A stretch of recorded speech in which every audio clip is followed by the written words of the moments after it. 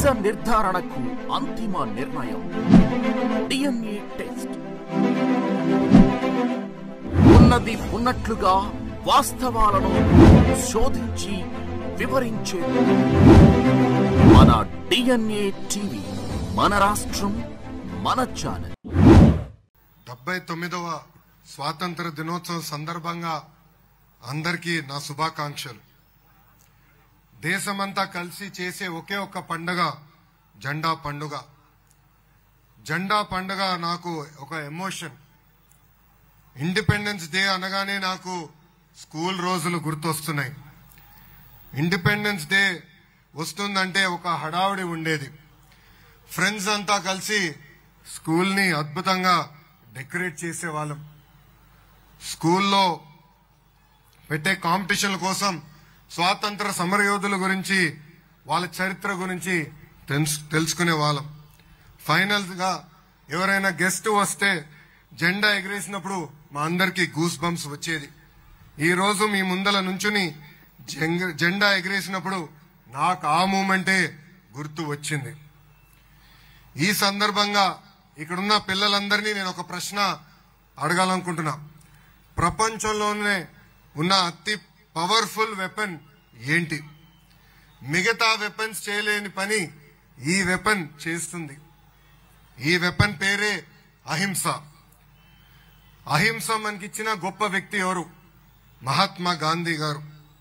అహింస, సత్యం, సహాయ నిరాకరణ, సత్యాగ్రహం అనే సిద్ధాంతాలతో స్వాతంత్రం మనందరం సాధించుకున్నాం.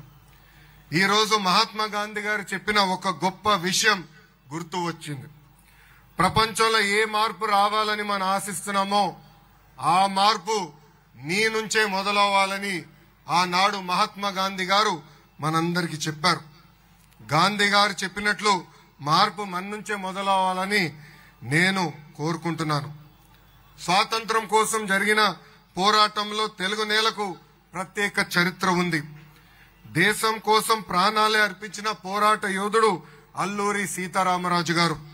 బ్రిటిష్ వాడి తుపాకీకి గుండు చూపించిన యోధుడు ఆంధ్ర కేసరి ప్రకాశం పంతులు గారు. జాతీయ జెండాని రూపొందించింది మన పింగళి వెంకయ్య గారు. మాకు వద్దు ఈ తెల్ల దొరతనమని పోరాడింది గరిమెల్లి సత్యనారాయణ గారు. అమరజీవి పొట్టి శ్రీరాములు లాంటి ఎంతో మంది గొప్పవాళ్ళు ఈ తెలుగు నేలపై పుట్టినవారు. మన స్వాతంత్ర సమరయోధుల కీర్తిని దేశానికి తెలిసేలాగా కలిసి చేద్దాం. ఈ రోజు వాళ్ళ కోసం నా సొంత నియోజకవర్గం మంగళగిరిలో ఒక అద్భుతమైన మ్యూజియం కూడా ఏర్పాటు చేస్తామని ఈ సభాముఖంగా మీ అందరికీ నేను తెలియజేస్తున్నా. గుంటూరు జిల్లాలో జరుగుతున్న ఈ వేదికలో పాల్గొనడం ప్రజలు నాకు ఇచ్చిన వరం. మన జిల్లాలో ఉన్న పెదనందిపాటులో సహాయ నిరాకరణ ఉద్యమం జరిగింది. సైమన్ కమిషన్ కు వ్యతిరేకంగా గుంటూరు తెనాలిలో పోరాటాలు జరిగినాయి. క్విట్ ఇండియా మూవ్మెంట్ లో పాల్గొన్న తెనాలికి చెందిన 7 ప్రాణ త్యాగాలు కూడా చేశారు. మన జిల్లాకు చెందిన దుగ్గిరాల గోపాలకృష్ణయ్య గారు, కనిగంటి హనుమంతు గారు, పర్వతినేని వీరే చౌదరి గారు, తమణంపల్లి అమృతరావు గారు లాంటి ఎంతో మంది దేశభక్తులు స్వాతంత్రం ఉద్యమంలో పాల్గొన్నారు. కులం, మతం, ప్రాంతం కంటే దేశం గొప్పది. కులం, మతం, ప్రాంతాల అతీతంగా దేశం కోసం మనందరం ఒకటవ్వాలి. అందరిలో దేశభక్తి ఉండాలి. ఈ సందర్భంగా పహల్గాం ఉగ్రవాదుల దాడి గురించి మాట్లాడాలి. పాకిస్తాన్ ఉగ్రవాదులు పహల్గాంలో దాడి చేసి 26 మంది అమాయకుల్ని చంపేస్తాం మనందరం చూసాం. గతం ప్రభుత్వం లాగా మనం కళ్ళంట నీళ్లు పెట్టుకుని ఇతర దేశాలకు వెళ్ళలేదు. మన దేశంలో ఒక పవర్ఫుల్ మిసైల్ ఉంది. ఆ మిసైలే మన గౌరవ ప్రధానమంత్రి నరేంద్ర మోడీ గారు. మనము సరైన సమాధానం చెప్పారు. ఆపరేషన్ సింధూర్ తో మన పవర్ ఏంటో ప్రపంచానికి తెలియజేశారు. ఈ దాడిలో మనం కొంతమంది సైనికులు కూడా కోల్పోవడం జరిగింది. అందులో మన రాష్ట్రానికి చెందిన మురళీ నాయక్ మనం కోల్పోయాం. మురళీ నాయక్ తల్లిదండ్రుల్ని నేను కలిసా. వాళ్ళకున్న ఒకే ఒక బిడ్డ మురళీ నాయక్. మురళీ నాయక్ సైన్యానికి వెళ్లాలని నిర్ణయం తీసుకున్నప్పుడు వాళ్ళ తల్లిదండ్రులు ఎదురు తిరిగారు. నువ్వు ఒక్కడే బిడ్డవి, నీకేమైనా అవుతే మా పరిస్థితి ఏంటని. ఆనాడు మురళీ నాయక్ చెప్పాడు, నాకేమైనా అవుతే మొత్తం రాష్ట్రమే కాదు ఏకంగా దేశం మీతో నిలబడుతుందని. అందుకే మురళీ నాయక్ లాంటి సైనికులు బార్డర్లో పోరాడుతున్నారు కనుకనే ఈ రోజు మనందరం ఇక్కడ స్వేచ్ఛగా మనం ఈ కార్యక్రమం నిర్వహించుకోగలుగుతున్నాం. అందుకే మనందరం జై జవాన్ జై జవాన్ అని అనాలి. 2019 నుంచి 24 వరకు ఆంధ్రప్రదేశ్ లో చీకటి రోజులు చూశాం. గత ప్రభుత్వం 5 ఏళ్లలో 10 లక్షల కోట్ల అప్పు చేసింది. రాష్ట్రాన్ని 30 ఏళ్లు వెనక్కి నెట్టేశారు. గత ప్రభుత్వ హయాంలో అభివృద్ధికి అడ్రస్ లేకుండా పోయింది. 2024 ఎన్నికల్లో ప్రజలు ఒక చరిత్ర సృష్టించారు. 94% స్ట్రైక్ రేట్, 164 సీట్లతో ఎన్డీఏ ప్రభుత్వాన్ని గెలిపించి రికార్డులు బద్దలు కొట్టారు. డబుల్ ఇంజన్ సర్కార్తో రాష్ట్రం చీకటి నుంచి వెలుగు వైపు తొలి అడుగు వేసింది. గౌరవ ప్రధానమంత్రి నరేంద్ర మోడీ గారు, గౌరవ ముఖ్యమంత్రి చంద్రబాబు నాయుడు గారు, ఉప ముఖ్యమంత్రి పవన్ అన్న గారు కలిసి ఈ రోజు ఆంధ్ర రాష్ట్రంలో సుపరిపాలన అందిస్తున్నారు. ఎన్నో ఏళ్లుగా ఉన్న సమస్యలు మేము ఈరోజు పరిష్కరించాం. విశాఖ ఉక్కుని కాపాడాం. ఏకంగా విశాఖ రైల్వే జోన్ ఏర్పాటు చేశాం. పోలవరం నిర్మాణం కోసం కేంద్రం సహకారం అందిస్తుంది. అమరావతి నిర్మాణం కోసం కేంద్రం నుంచి రావాల్సిన నిధులు కూడా ఈ రోజు వస్తున్నాయి. ఏకంగా రాయలసీమ కూడా ఇండస్ట్రియల్ కారిడార్ ఏర్పాటుకు కేంద్ర ప్రభుత్వం నిధులు కేటాయిస్తాం జరిగింది. మన ప్రభుత్వం నినాదం ఒకటే, ఒకే రాష్ట్రం ఒకే రాజధాని కానీ అభివృద్ధి వికేంద్రీకరణ. అందుకే అనంతపూర్ ని ఆటోమోటివ్ హబ్ గా తీర్చిదిద్దుతున్నాం. నార్త్ అనంతపూర్ కర్నూలు ని రెన్యూబుల్ ఎనర్జీ హబ్ గా మన ప్రభుత్వం ఆర్నిసలు కష్టపడుతుంది. కడప చిత్తూరు జిల్లాలకి పెద్ద ఎత్తున ఎలక్ట్రానిక్స్ మ్యానుఫ్యాక్చరింగ్ పరిశ్రమలు మేము తీసుకొస్తున్నాం. ఇంకా నెల్లూరు జిల్లాకి డైవర్స్ మ్యానుఫ్యాక్చరింగ్, అదేవిధంగా ఒక రిఫైనరీ కూడా తీసుకొస్తున్నాం. ఇంకా ప్రకాశం జిల్లాని ఏకంగా సిబిజీ హబ్ గా మేము తయారు చేస్తున్నాం. ఇంకా గుంటూరు కృష్ణా జిల్లాకు వచ్చి కేవలం రాజధాని కాకుండా భారతదేశానికి ఒక క్వాంటమ్ వ్యాలీ హబ్ గా మేము తయారు చేయబోతున్నాం. ఇంకా ఉభయ గోదావరి జిల్లాలో ఆక్వాని, డిఫెన్స్ పరిశ్రమల్ని పెద్ద ఎత్తున మేము ప్రోత్సహిస్తున్నాం. ఉత్తరాంధ్రకి pharma, IT, medical devices manufacturing, ఒక స్టీల్ హబ్ గా కూడా మన ప్రభుత్వం తీర్చిదిద్దుతుంది. పేదవారిని పేదరికం నుంచి బయటికి తీసుకొచ్చినప్పుడే నిజమైన స్వాతంత్రం వస్తుందని నేను బలంగా నమ్ముతున్నాను. అందులో భాగంగా ముఖ్యమంత్రి గారు ప్రవేశపెట్టిన సూపర్ 6 కార్యక్రమం ఈ రోజు సూపర్ హిట్ అయింది. 3,000 రూపాయల పెన్షన్ ని 4,000 రూపాయలు పెంచాం. వికలాంగులకి ఇస్తున్న 3,000 రూపాయల పెన్షన్ ఏకంగా 6,000 రూపాయలు చేశాం. బెడ్ కే పరిమితం అవుతే ప్రతి నెల 15,000 రూపాయలు మన ప్రభుత్వం వాళ్ళకి అందిస్తుంది.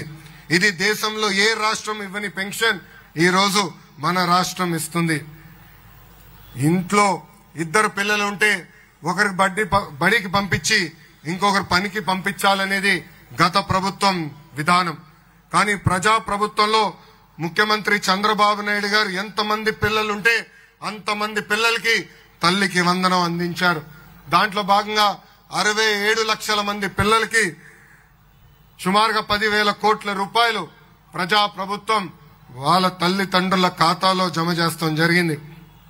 ఇంకా అన్నదాత సుఖీభవ కింద ఒక్కొక్క రైతుకి మొదటి విడతలో 7,000 రూపాయలు సహాయం కూడా అందించాం. దీపం పథకం కింద 2 కోట్ల గ్యాస్ సిలిండర్లు ఉచితంగా ఇప్పటికీ ప్రజా ప్రభుత్వం అందించింది. ఈ రోజు నుంచే స్త్రీ శక్తి కింద ఆర్టీసీ బస్సుల్లో మహిళలు కూడా ఉచితంగా ప్రయాణించే హక్కు కూడా ప్రజా ప్రభుత్వం ఇస్తుంది. గత ప్రభుత్వ హయాంలో ఒక్క టీచర్ పోస్ట్ కూడా భర్తీ చేయలేదు. కానీ మన ప్రభుత్వం ఏర్పడిన తొలి సంవత్సరంలోనే మెగా డిఎస్సి ఏర్పాటు చేసి 16,347 పోస్టులతో ఈరోజు భర్తీ చేస్తాం జరుగుతుంది. 20 లక్షల మందికి ఉద్యోగాలు కల్పించాలనేది ఒక లక్ష్యంగా మేము పెట్టుకున్నాం. అందులో భాగంగా 9.3 లక్షల కోట్ల పెట్టుబడి. ఈ పెట్టుబడుల ద్వారా 8.5 లక్షల కోట్ల మందికి ఉద్యోగాలు కల్పించేదానికి ఒప్పందాలు కూడా చేసుకున్నాం. Arcelor Mittal, NTPC, BPCL, TCS, Cognizant, Sattva, ANSR, LG electronics, renew ఇలా అనేక పెద్ద సంస్థలు ఈ రోజు ఆంధ్ర రాష్ట్రానికి వచ్చాయి. నేను విద్యాశాఖ మంత్రిని కూడా. విద్యా వ్యవస్థలో తీసుకొచ్చిన మార్పుల గురించి కూడా నేను ఇక్కడ వివరించాల్సిన అవసరం ఉంది. రాజకీయాలకు అతీతంగా విద్యా వ్యవస్థ ఉండాలనేది నేను బలంగా నమ్ముతున్నాను. గత ప్రభుత్వం రంగులు పేర్ల పిచ్చి మనందరం చూసాం. కోడిగుడ్డు చిక్కి దగ్గర నుంచి పిల్లలు వేసుకున్న బట్టల వరకు పార్టీ నాయకుల పేర్లు రంగులు చూసాం. ఇప్పుడు పుస్తకాల దగ్గర నుంచి యూనిఫామ్ల వరకు ఎక్కడ గాని గౌరవ ముఖ్యమంత్రి గారి పేరు గాని నా పేరు లేకుండా, పార్టీ రంగులు లేకుండా చేస్తాం జరిగింది. స్కూల్స్ లో విద్యకు సంబంధించిన కార్యక్రమాలు తప్ప ఇతర ఏ కార్యక్రమాలు నిర్వహించకూడదని మేము ఇప్పటికీ నిర్ణయం తీసుకున్నాం. కేజీ నుంచి పీజీ వరకు కరికులం మార్చాం. సెమిస్టర్ వైజ్ బుక్స్ తీసుకుని వచ్చి పిల్లల బ్యాగ్ బరువు కూడా తగ్గించాం. గత ప్రభుత్వంలో కేవలం 1200 మోడల్ ప్రైమరీ స్కూల్స్ ఉంటే ప్రజా ప్రభుత్వం అది 9600 మోడల్ ప్రైమరీ స్కూల్స్ కూడా ఏర్పాటు చేసింది. మధ్యాహ్న భోజనం పథకానికి డొక్కా సీతమ్మ గారి పేరు పెట్టాం. ఇంకా స్టూడెంట్ కిట్ కి డాక్టర్ సర్వేపల్లి రాధాకృష్ణ గారి పేరు కూడా పెడతాం జరిగింది.